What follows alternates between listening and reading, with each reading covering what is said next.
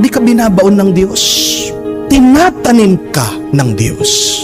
At kaya hindi ka pa kinukuha ng Diyos, hindi ka niya binubunot o inaakay kasi naniniwala siya, malakas ka, kaya mo. At naniniwala siya na kaya mo tumubo at mamunga. At hindi ka makakapamunga kung walang masama o pangit na nakapaligid sa iyo.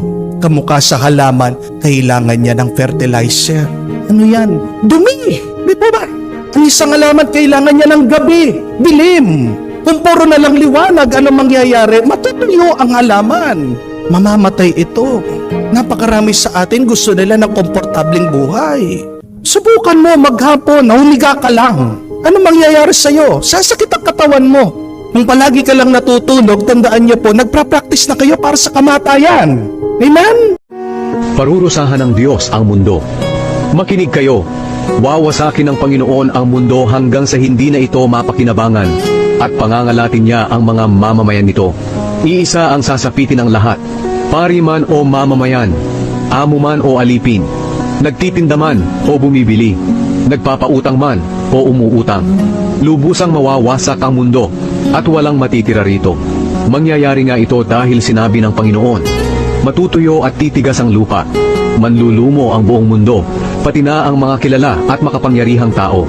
Ang mundo ay dinungisan ng mga mamamayan nito dahil hindi nila sinunod ang kautusan ng Diyos at ang kanyang mga tuntunin. Nilabag nila ang walang hanggang kasunduan ng Diyos sa kanila.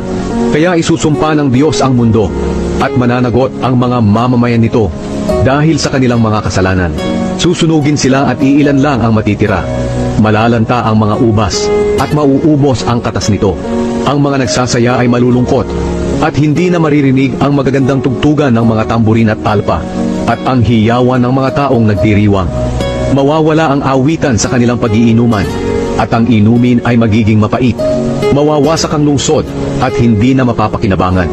Sasarhan ang mga pintuan ng bawat bahay para walang makapasok. Sisigaw ang mga tao sa lansangan na naghahanap ng alak.